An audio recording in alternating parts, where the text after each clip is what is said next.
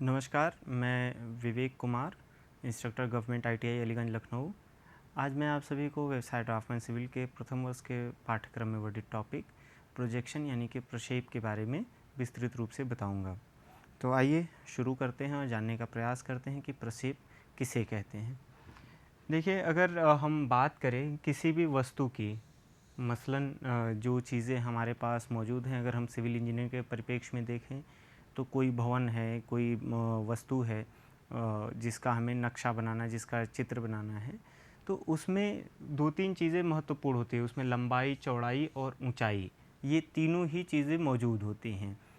जो अगर एक तरीके से देखा जाए तो ये 3 डायमेंशनल कंपोनेंट्स हैं। 3 डायमेंशनल कंपोनेंट्स का मतलब कि ये तीन अलग अलग अक्षों पर इनकी बातें हम कर सकते हैं। जैसे अगर हम इसको ये आपका Z एक्सिस है, ये X एक्सिस, Y एक्सिस है और ये X एक्सिस अगर है, तो जो भी चीज़ें हमारे पास फिजिकल रूप में मौजूद होंगी उसमें लेंथ, विड्थ और हाइट तीनों होगी। मसलन अगर मैं यहाँ पे एक ईंट का चित्र आपके सामने बनाऊँ तो देखिए यह ऊंचाई हो गई, ये उसकी लंबाई हो गई, लेकिन अब हमें उसकी चौड़ाई को भी दर्शाने के लिए कुछ इस तरीके से बनाने की आवश्यकता पड़ेगी।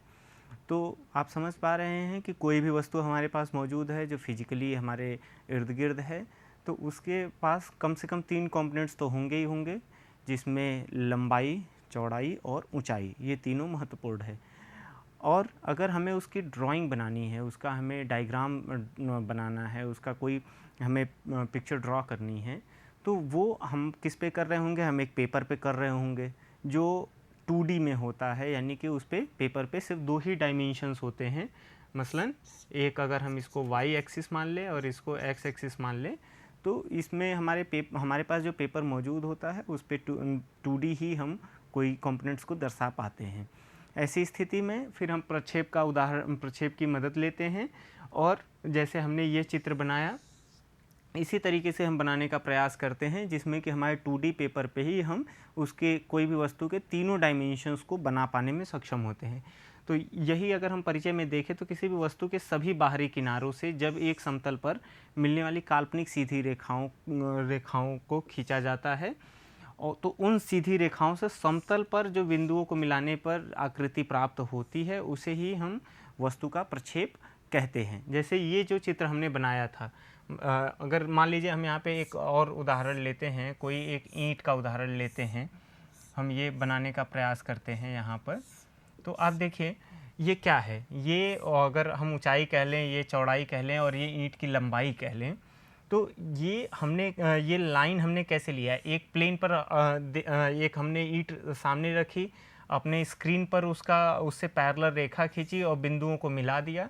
उसके बाद जो डायग्राम हमें मिला है वही हमारा उस ईंट का प्रक्षेप है। अभी हम इसको और भी विस्तृत रूप से पढ़ेंगे कि हमारे पास प्रक्षेप कितने तरीके के होते हैं, उनकी महत्ता क्या होती है, उसके अलग अलग इम्पोर्टेंस क्या हैं, उस पर भी हम आगे चर्चा करेंगे। तो आइए एक फ्लो चार्ट से देख लेते हैं कि हमारे पास प्रक्षेप किस तरीके के होते हैं। जो प्रोजेक्शंस है इसको क्लासिफाई किया जाता है पैरेलल और पर्सपेक्टिव प्रोजेक्शंस में। अगर हम पैरेलल प्रोजेक्शन की बात करें तो ऑर्थोग्राफिक प्रोजेक्शन और ऑब्लिक प्रोजेक्शन, ये एक तरीके से आपका पिक्टोरियल या चित्रीय प्रक्षेप की श्रेणी में आता है। ऑर्थोग्राफिक और ऑब्लिक के बारे में हम अभी आगे डिटेल पढ़ेंगे। ऑर्थोग्राफिक को सब डिवाइड किया गया है कैबिनेट और कैवलियर में, जिसके बारे में हम डिटेल में पढ़ेंगे, और भी क्लिनोग्राफिक प्रोजेक्शंस भी है। बट अगर हम ऑर्थोग्राफिक प्रोजेक्शन के अलग अलग पॉइंट्स को देखें, अलग अलग प्रकार को देखें, तो मल्टी व्यू प्रोजेक्शन है और एक्सोनोमेट्रिक प्रोजेक्शंस है। मल्टी व्यू प्रोजेक्शंस में फर्स्ट एंगल प्रोजेक्शन और थर्ड एंगल प्रोजेक्शन बहुत ही महत्वपूर्ण हो जाता है।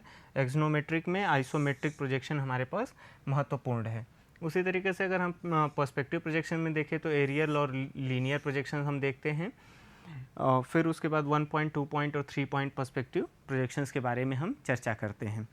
तो इनके बारे में अभी हम आगे डिटेल में भी पढ़ेंगे। अब हम बात करते हैं पिक्टोरियल प्रोजेक्शन के बारे में, यानी कि चित्रीय प्रक्षेप के बारे में। देखिए, बहुत सरल भाषा में मैं अगर कहूँ तो किसी भी वस्तु की लंबाई, चौड़ाई और ऊंचाई को एक ही चित्र में प्रदर्शित किया जाए तो उसे हम चित्रीय प्रोजेक्शन कहते हैं।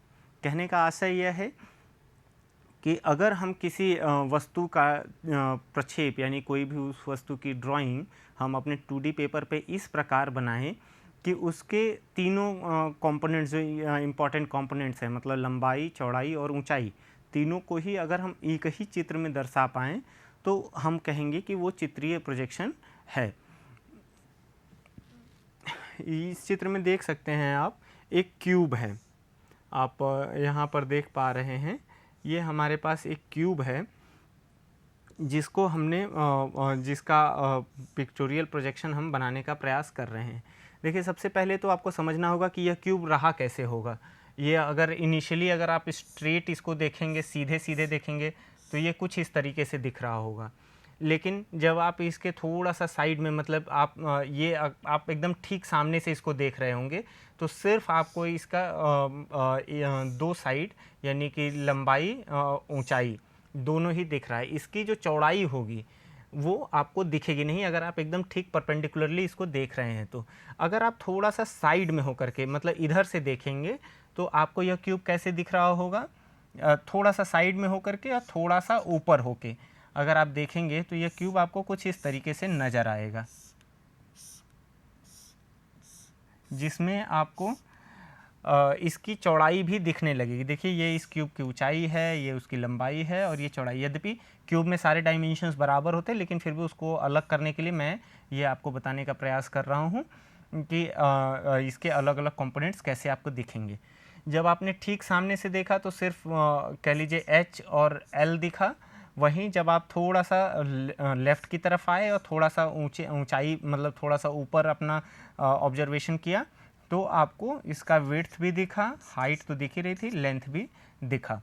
इसी तरीके से जब आप चित्रीय प्रोजेक्शन करते हैं तो आप क्या करते हैं, इसको टिल्ट करते हैं और इस कॉर्नर को, ये जो अभी परपेंडिकुलर है, इसको फिर आप टिल्ट करते हैं तो चित्र आपको इस तरह से मिलता है। अब आप देखिए इस चित्र में आपको क्या क्या दिख रहा है। ठीक उसी तरीके से जैसा मैंने यहाँ पे आपको बताने का प्रयास किया, वैसे ही यहाँ पर आपको लेंथ, विड्थ और हाइट तीनों नज़र आ रहा है। आप देखिए कैसे नज़र आ रहा है। अब आप देखिए, अगर आप इधर से देखेंगे, इस डायग्राम को इधर से देखेंगे, तो देखिए आपको क्या दिख रहा होगा। मैं इसको क्लीन करके फिर से आपको बताने का प्रयास करूँगा कि क्या दिखेगा। जब आप इधर से देखेंगे तो आपको ये लाइन दिखेगा और साथ ही साथ जो इधर से, अगर आप ठीक इधर से देख रहे हैं तो इधर वाली जो साइड है, जो एरो मैंने अभी बनाया, इधर देखिए ये वाला इस तरीके से नज़र आएगा। और जब आप ठीक इसके सामने से देखेंगे तो जो चित्र आपको दिखेगा वो ये डायग्राम आपको दिख रहा होगा। मतलब EBCH आपको दिखेगा, EBCH, और फिर इसके बाद ये वाला साइड आपको नज़र आएगा। अब देखिए इसमें आपको क्या क्या दिखा। ये जो EB है, EB अगर हम मान लें इस क्यूब की ऊंचाई है तो EB आपको दिख गया। और फिर उसके बाद BC, इसमें एक पॉइंट इसमें आपको मिस नहीं होगा। अगर आप इधर से भी देखेंगे, ये ऊंचाई दिख गई, ये चौड़ाई, यहाँ पर भी ये चौड़ाई दिखा। आपको सारे डायमेंशंस नज़र आ रहे हैं हर चित्र में। और अगर आप इसके ऊपर से प्लान देखेंगे तो देखिए, सबसे पहले तो आपको मैं क्लीन करके बताता हूँ। देखिए, जब आप ऊपर से प्लान देखेंगे तो आपको सबसे पहले तो ये दिखेगा, ये सेगमेंट दिखेगा जो यहाँ पर आपको दिख रहा है। फिर इसके पीछे वाला ये जो शेड, अभी मैं जो शेड कर रहा हूँ, ये जो सेगमेंट है वो भी आपको नज़र आएगा। वो कहाँ नज़र आएगा? इस रूप में नज़र आएगा। तो देखिए इस व्यू में भी आपको सारे डायमेंशंस नज़र आ रहे हैं। तो पिक्चोरियल प्रोजेक्शन का मतलब यही है, जो बेनिफिट है कि किसी भी एंगल से आप उसमें देखेंगे तो आपको उस पर्टिकुलर ऑब्जेक्ट के लगभग सारे कंपोनेंट्स, मसलन लंबाई, चौड़ाई और ऊंचाई बहुत ही अच्छे से क्लियरली नज़र आएगी, विजिबल होगी। इसमें बात कर लेते हैं आइसोमेट्रिक प्रोजेक्शन की। देखिए, आइसोमेट्रिक प्रोजेक्शन क्या होता है? ये भी पिक्चोरियल प्रोजेक्शन का ही एक हिस्सा है। इसमें ध्यान रखते हैं कि जो साइड होती है, इस प्रकार ऑब्जेक्ट को टिल्ट करते हैं कि जो दो कंपोनेंट हो वो 30 डिग्री पर हो और एक कंपोनेंट उसका सीधे सीधे हमारे प्रोजेक्शन प्लेन पर परपेंडिकुलर हो। अब आप इसमें देख पा रहे हैं, यहाँ पे देखिए जो हाइट है वो तो हमारे प्लेन पे परपेंडिकुलर है, बट बाकी दोनों जो साइड्स हैं वो क्या है? 30 डिग्री पर इंक्लाइंड है, झुकी हुई हैं। आप इसमें देख सकते हैं ये आइसोमेट्रिक प्रोजेक्शन फुल स्केल पे बनाया जाता है। अब आप यहाँ पे देख पा रहे हैं ये पूरा फुल स्केल है, आइसोमेट्रिक ड्राइंग है। अगर प्रोजेक्शन की बात करते हैं तो ये लगभग 82% रिड्यूस करके बनाया जाता है। अब आप इसमें और ज़्यादा क्लियर बताने का अगर मैं प्रयास करूँगा तो मैं आपको बताऊँगा कि ये हॉरिजॉन्टल प्लेन है, प्रोजेक्शन प्लेन का हॉरिजॉन्टल लाइन है। इस पे आप हाइट देख पा रहे हैं कम्प्लीटली 90 डिग्री पे बना हुआ है, और बाकी जो दो साइड है फुल स्केल पर वो 30 डिग्री पर है, किसमें, आइसोमेट्रिक ड्राइंग में। वहीं जब प्रोजेक्शन की आप बात करते हैं तो ये लगभग 82% रिड्यूस कर दिया जाता है। और सारे कंपोनेंट्स आप देखिए, ये एक सीढ़ी है, स्टेयर है, स्टेप्ड है। इसमें आप देखिए हाइट हमेशा ही प्रोजेक्शन प्लेन के परपेंडिकुलर है हर जगह, ये जो मैंने रेड लाइन से आपको दर्शा दिया। लेकिन बाकी जो दो कंपोनेंट्स है वो सब जो है 30 डिग्री के एंगल पर हमारे पास मौजूद है। तो इससे आपको पता चलता है कि जो आइसोमेट्रिक प्रोजेक्शन होता है उसमें लंबवत अक्ष हमेशा ही 30 अंश के कोण, लंबवत जो हाइट होती है वो परपेंडिकुलर होती है, और जो दाईं तथा बाईं ओर जो साइड होती है वो 30 अंश के कोण पर झुकी होती है, इंक्लाइंड होती है। तो इस तरीके से आप आइसोमेट्रिक प्रोजेक्शन के बारे में समझ सकते हैं। जैसे अगर मैं यहीं पर एक उदाहरण आपको दे दूं कि अगर एक मान लीजिए मैं ईंट का प्रोजेक्शन आपको बनाने करके बताऊं, तो ये हॉरिजॉन्टल प्लेन है, इस पे मैंने दो साइड्स, मान लीजिए ये इस तरीके से हमने उसका ड्राइंग बनाने का कोशिश किया, तो ये चौड़ाई हो गई, ये हाइट हो गया। इस पे जब हम आगे बढ़ेंगे तो कुछ इस तरीके से बन जाएगा।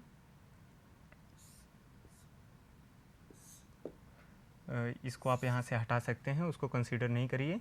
ये 30 डिग्री हो गया, ये भी 30 डिग्री हो गया। अब इसमें जो ईंट का फ्रॉग होगा वो कुछ इस तरीके से बन जाएगा। अब आपको शायद ये समझ में आ रहा होगा, इसमें कोई एक ईंट का ब्रांड भी लिखा होता है इस तरीके से। तो अब आप ये समझ पा रहे हैं कि ये हमारे पास आइसोमेट्रिक प्रोजेक्शन है किसी ईंट का। आगे बढ़ते हैं और देखने का प्रयास करते हैं ऑब्लिक प्रोजेक्शन। ऑब्लिक प्रोजेक्शन में बिल्कुल ये भी पिक्टोरियल प्रोजेक्शन का ही एक कह लीजिए एग्जाम्पल है, एक तरीका, एक उसका सब पार्ट है। इसमें जो एक फेस होता है वो हमारे हॉरिजॉन्टल प्लेन के पैरेलल होता है, या कह लीजिए उसके समानांतर होता है। हाइट बिल्कुल परपेंडिकुलर होती है जो हमारा प्रोजेक्शन प्लेन है, लेकिन एक साइड हमारा इंक्लाइंड होता है 45 डिग्री पर, कह सकते हैं। इसमें एंगल 30 पे भी कर लेते हैं, 45 डिग्री भी कर लेते हैं, और 60 डिग्री पर भी इंक्लाइन कर लेते हैं, वो आपकी चॉइस होती है। अब ऑब्लिक प्रोजेक्शन में दो है, कैवलियर और कैबिनेट प्रोजेक्शन। देखिए कैवलियर प्रोजेक्शन में सारे डायमेंशंस फुल स्केल पर होते हैं, मतलब इसको स्केल किसी एक साइड को रिड्यूस नहीं किया जाता। मसलन अगर ये हमारा फुल स्केल है तो जो इंक्लाइंड हमारा इसका साइड है वो भी फुल स्केल पर ही होगा, ऐसा नहीं कि उसको हम रिड्यूस कर दें। ये किसमें है, कैवलियर प्रोजेक्शन में। लेकिन वहीं जब हम बात करते हैं कैबिनेट प्रोजेक्शन की, तो उसमें दूसरी साइड को हम हाफ स्केल पर रिड्यूस कर देते हैं। मसलन अगर ये लंबाई अगर इसकी मान लीजिए 50 सेंटीमीटर थी, तो यहाँ पर ये कितना हो जाएगा, 25 सेंटीमीटर हो जाएगा। तो हम कहने का मतलब ये है कि कैबिनेट प्रोजेक्शन में जो इंक्लाइंड साइड होती है उसको हम हाफ स्केल पर रिड्यूस कर देते हैं, बट वही कैवलियर प्रोजेक्शन में हम उसको फुल स्केल पर ही रखते हैं। लेकिन ध्यान में रखने वाली बात है कि जो हमारे प्रोजेक्शन प्लेन से पैरेलल जो साइड है उसको हम दोनों ही केसेस में रिड्यूस नहीं करते। अगर मान लीजिए ये 100 सेंटीमीटर था, तो इसमें कैबिनेट प्रोजेक्शन में भी जो फ्रंट साइड होगी वो 100 सेंटीमीटर ही होगी। कैबिनेट प्रोजेक्शन में वो फ्रंट साइड जो पैरेलल है हमारे प्रोजेक्शन प्लेन के वो 100 सेंटीमीटर ही होगी, मसलन वो फुल स्केल पर ही होगा। मैं एक उदाहरण यहाँ पे आपको और बता दूँ। जैसे देखिए मैं एक ईंट का ही उदाहरण आपको बताऊँगा। यहाँ पर हम लोग देख लेते हैं, एक ईंट मैंने लिया, उसको लंबाई में रखा, ठीक है। ये ईंट की लंबाई है, ये ऊंचाई है। अब देखिए ये क्या है आपका, ये आपका अगर प्रोजेक्शन प्लेन है तो अब देखिए इस पे हम इंक्लाइंड करेंगे, या दूसरी साइड हमारी इंक्लाइंड होगी, अगर हम मान लीजिए इसको कैवलियर प्रोजेक्शन में कर रहे हैं तो फुल स्केल में ये भी चलेगा। जैसे अगर हम मान लीजिए ये 200 to 30 mm लिया हमने, तो इसको हम अगर मान लीजिए ये 76 mm है और तो विड्थ कितना होगा, एक जो हमारे पास ट्रेडिशनल ब्रिक है ये लगभग 115 mm होगा। तो अगर हम इसमें कैवलियर प्रोजेक्शन ले रहे हैं तो ये फुल स्केल पर चलेगा। तो हम इसका अगर ड्राइंग बनाएंगे तो कुछ इस तरीके से हम बना पाएंगे। ये थीटा जो है ये आपका 30 डिग्री से लेकर के 30, 45 या 60 डिग्री हो सकता है। इसके बारे में हम चर्चा कर चुके हैं। जो इसमें फ्रॉग होगा वो कुछ इस तरीके से आपको दिखेगा। ये आपने ब्रिक्स में जाना होगा कि फ्रॉग क्यों बनाया जाता है। फ्रॉग इसलिए बनाया जाता है ताकि जब भी आप चिनाई करें, मेसनरी वर्क करें, तो उसमें जो मोर्टार है वो उसमें भर जाए और अगली लेयर को वो इंटैक्ट रखे, पकड़ के रखे। तो इसलिए हम इसको बनाते हैं। अब आप ऑब्लिक प्रोजेक्शन में आपने देख पाया कि अगर ये हमने कैवलियर का एग्जांपल लिया है, अगर वहीं कैबिनेट प्रोजेक्शन कर रहे होते तो ये वाली जो साइड है ये 115 mm अगर हम फुल स्केल पे बना रहे होते तो ये डिवाइडेड बाई 2 यानी कि हाफ स्केल पे हम इसको बनाते कैबिनेट प्रोजेक्शन में। आगे बढ़ते हैं और पर्सपेक्टिव प्रोजेक्शन की बात करते हैं। पर्सपेक्टिव प्रोजेक्शन में हमें कुछ नहीं करना होता, जो वस्तु जैसे दिख रही है ठीक उसी प्रकार बना देते हैं। इसमें मेज़रमेंट का कोई विशेष रोल नहीं है, मतलब इंक्लिनेशन एंगल से लेकर के डायमेंशंस तक का जो स्केल निर्धारण है उसकी कोई बहुत ज़्यादा इम्पोर्टेंस नहीं होती है। जैसे आप ये देख पा रहे हैं एक रेलवे ट्रैक है, उसके किनारे किनारे हमारे जो इलेक्ट्रिफिकेशन के जो पोल्स हैं वो नज़र आ रहे हैं। तो जैसे ही कोई ऑब्जर्वर ने देखा होगा ठीक उसी प्रकार इसको ड्रॉ कर दिया। इसमें ऐसा नहीं है कि ये फुल स्केल में होगा और इस डायरेक्शन में जो भी डायमेंशंस आएंगी वो हाफ स्केल होंगी, ऐसा कोई मसला यहाँ पे चर्चा में नहीं आता है। आगे बढ़ते हैं और डिफरेंस देख लेते हैं ऑब्लिक और आइसोमेट्रिक प्रोजेक्शंस में। देखिए इसमें ऑब्लिक प्रोजेक्शन की अगर मैं बात करूं तो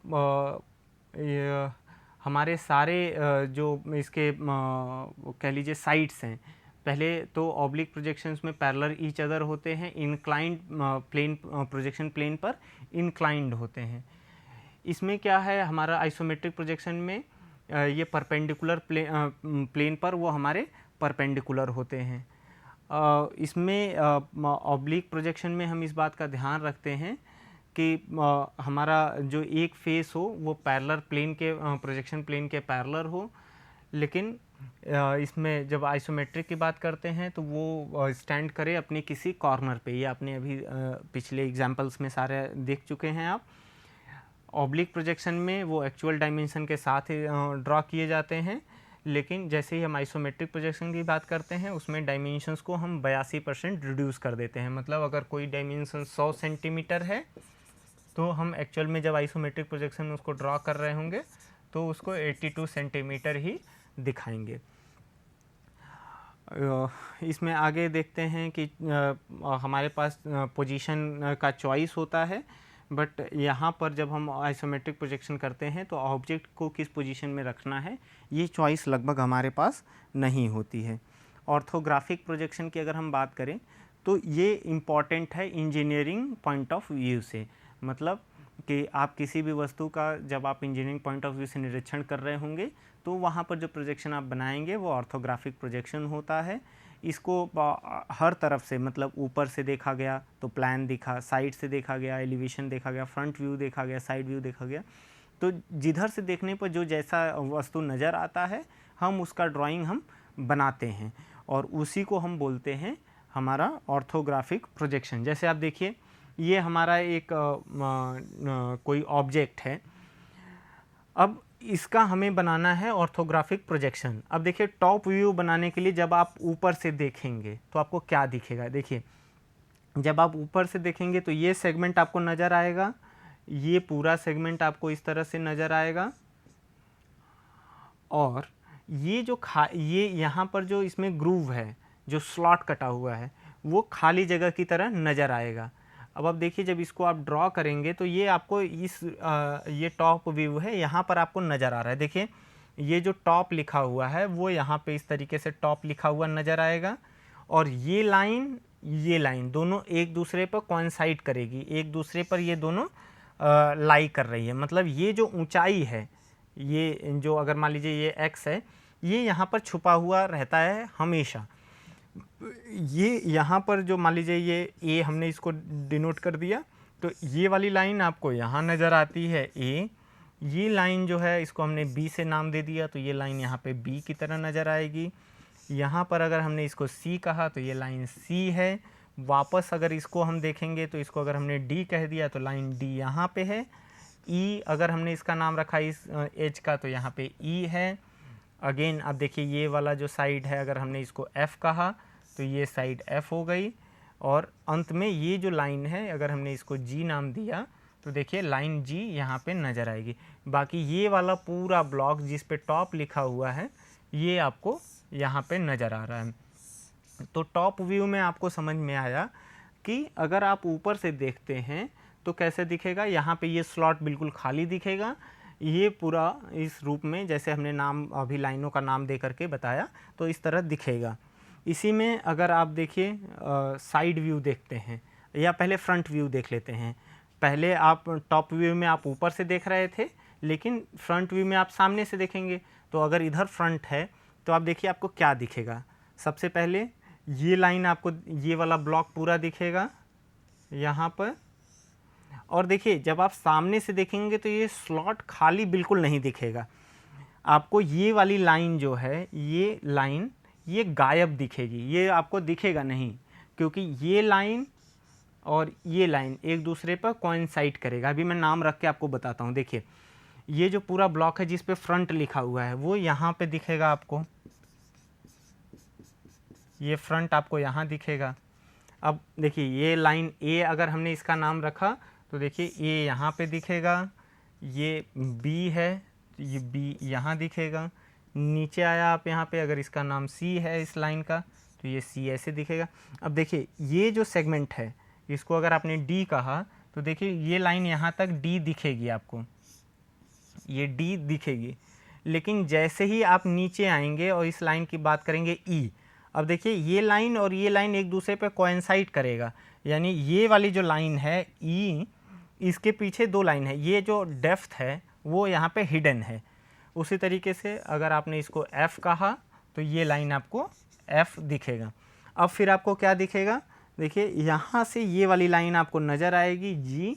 देखिए फिर से ये जी नज़र आ रहा है। अब आप देखिए ये वाला पूरा हिडन रहेगा किस लाइन के पीछे, इस लाइन के पीछे। एच लाइन ये है और ये इसके पीछे जो एक डॉटेड लाइन होगी वो हिडन है, ये क्लियर लाइन आपको दिखेगी। तो मतलब ये जो लाइन है वो एच है। और अब देखिए जो इसका विड्थ है, जो ये जी के नीचे एक यहाँ पे होगा कोई विड्थ, वो वाला साइड यहाँ पे दिख रहा है। और बाद में आपको ये पूरा ब्लॉक नज़र आएगा इस तरह से। तो ये आपका फ्रंट व्यू में इस प्रकार नज़र आया। आपने देखा कि फ्रंट व्यू बनाते समय ऑर्थोग्राफिक प्रोजेक्शन का कुछ इस तरीके से हम करते हैं। अब एक हम साइड व्यू देख लेते हैं। और हमने किधर से देखा है, राइट साइड। अब मैं ऐसे खड़ा हूँ तो ये मेरा राइट है, आप स्क्रीन पे देख लीजिए, इसको समझ लीजिए। तो राइट साइड से जब हम देखेंगे तो इधर से देख रहे होंगे। अब जब हम इधर से देखेंगे तो हमें क्या दिखेगा, आप देखिए इसको समझने का प्रयास करिए। ये वाला ब्लॉक आपको नज़र आएगा, ये राइट साइड कहाँ नज़र आ रहा है, देखिए ये बॉटम पे नज़र आएगा, ठीक है। अब देखिए इसके पीछे एक लाइन है जो हिडन है, वो लाइन कौन सी है, ये वाली लाइन हिडन है। तो जो हिडन लाइन होती है उसको हम डॉटेड दिखाते हैं, यहाँ पे चित्र में था। और फिर उसके बाद ये वाला ब्लॉक नज़र आएगा जब आप राइट साइड से देखेंगे, तो यहाँ पर ये ब्लॉक आपको क्लियरली दिख रहा है। तो ये ऑर्थोग्राफिक प्रोजेक्शन में आपने इसको समझा। ऑर्थोग्राफिक प्रोजेक्शन में हम फर्स्ट एंगल प्रोजेक्शन और थर्ड एंगल प्रोजेक्शन भी देख लेते हैं। फर्स्ट एंगल प्रोजेक्शन अमूमन ब्रिटिश प्रैक्टिस है, हम लोग इंडिया में थर्ड एंगल प्रोजेक्शन की बात करते हैं। इसमें देखिए चतुर्थांश हमारे पास जो कोऑर्डिनेट सिस्टम है उसमें ये फर्स्ट क्वाड्रेंट होता है, सेकंड, थर्ड, फोर्थ क्वाड्रेंट। तो जो ऑब्जेक्ट होता है वो फर्स्ट क्वाड्रेंट में होता है। एक बहुत बेसिक सा बात आपको जो समझ लेना है वो ये है फर्स्ट एंगल प्रोजेक्शन में कि जो ऑब्जेक्ट होता है वो ऑब्जर्वर और स्क्रीन के बीच में रखा होता है। और जब आप इधर से देखते हैं जो चीज़ें आपको फ्रंट में दिखती हैं वही स्क्रीन पर बन जाती है। देखिए इसमें मैं शेड करके दिखा देता हूँ। ये वाला, ये जब आप फ्रंट से देखेंगे तो सिर्फ यही पोर्शन आपको नज़र आ रहा होगा विथ ये सर्कल। आपको देखिए यहाँ पे स्क्रीन पर यही चीज़ नज़र आई है सर्कल के साथ। और अगर आप फर्स्ट क्वाड्रेंट में इस चित्र को देखेंगे, देखिए ये एक हमारे पास ऑब्जेक्ट है कुछ इस तरीके से जो 3 डायमेंशनल है। जब हमने इसका जब हम इसको फर्स्ट क्वाड्रेंट में देखेंगे तो देखिए फ्रंट व्यू आपको क्या दिखेगा, सिर्फ ये वाला सेगमेंट नज़र आएगा, यहाँ पर आपको दिख रहा है फ्रंट व्यू इसका। वहीं टॉप व्यू जब आप देखेंगे तो आपको ये सेगमेंट और ये सेगमेंट नज़र आएगा, यहाँ पे आपको ये क्लियरली विजिबल है। तो ये फर्स्ट क्वाड्रेंट जो फर्स्ट एंगल प्रोजेक्शन है, हमारा ऑब्जेक्ट कहाँ रखा होता है, ऑब्जर्वर और स्क्रीन के बीच में रखा होता है। क्वाड्रेंट कौन सा होता है, फर्स्ट क्वाड्रेंट होता है। वहीं अगर हम थर्ड एंगल प्रोजेक्शन की बात करते हैं तो ऑब्जेक्ट हमारा थर्ड क्वाड्रेंट में रखा होता है। ये इंडियन प्रैक्टिस है। एक चीज़ जो समझ लेना है कि यहाँ पर स्क्रीन और ऑब्जेक्ट के बीच स्क्रीन को हमेशा ऑब्जेक्ट और ऑब्जर्वर के बीच में रखा जाता है। देखिए ऑब्जर्वर यहाँ है, आँख आपकी यहाँ है, ऑब्जेक्ट यहाँ पे है, स्क्रीन बीच में है। अब आप देखिए स्क्रीन ट्रांसपेरेंट है या ट्रांसल्यूसेंट है या कह लीजिए ट्रांसपेरेंट है, तो यह सेगमेंट जो आपको दिखेगा वही आप यहाँ पे ड्रॉ कर पाएंगे। देखिए स्क्रीन पर वही चीज़ें हमने ड्रॉ की हुई है। वहीं अगर हम क्वाड्रेंट सिस्टम में देखेंगे तो ये थर्ड क्वाड्रेंट है, इसके हिसाब से आप देख पाइए ये थर्ड क्वाड्रेंट है। यहाँ पर जब फ्रंट व्यू आप देखेंगे तो जो ये वाला सेगमेंट है वही आपके स्क्रीन पर यहाँ पे बना हुआ दिख रहा है, और टॉप व्यू क्या है, इस वाले स्क्रीन पर ये टॉप व्यू दिख रहा है। इसमें एक कंपैरिजन के साथ हम लोग आज का लेक्चर ख़त्म करेंगे।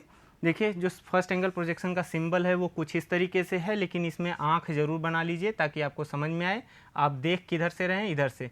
फर्स्ट एंगल प्रोजेक्शन में ऑब्जेक्ट स्क्रीन और ऑब्जर्वर के बीच में है। थर्ड एंगल प्रोजेक्शन में देखिए आँख यहाँ पर है, आप इधर से देख रहे हैं, स्क्रीन बीच में है ऑब्जेक्ट और ऑब्जर्वर के। ये समझने की बात है। इसमें थर्ड एंगल प्रोजेक्शन में जो चीज़ राइट में है वो राइट में ही दिखती है, जो लेफ़्ट में है लेफ़्ट में दिखती है, जो ऊपर है ऊपर ही दिखती है। देखिए ये ऊपर में है तो ऊपर में ही इसका प्रोजेक्शन बना है, ये राइट में है तो राइट में ही प्रोजेक्शन बना है।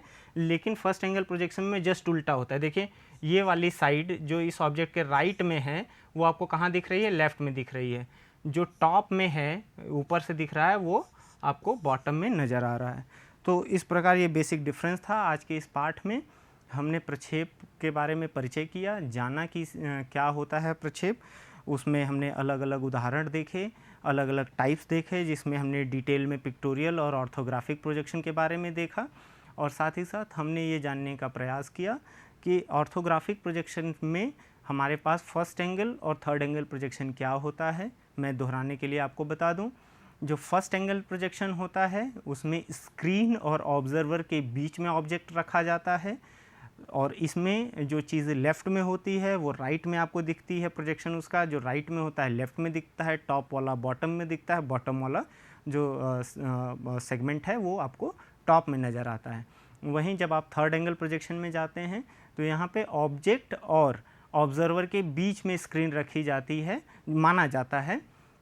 इसका सबसे बड़ा फ़ायदा ये है कि जो चीज़ राइट में है वो राइट में ही प्रोजेक्शन में दिखती है, जो लेफ़्ट में है लेफ़्ट में दिखेगी, टॉप वाला टॉप में दिखेगा।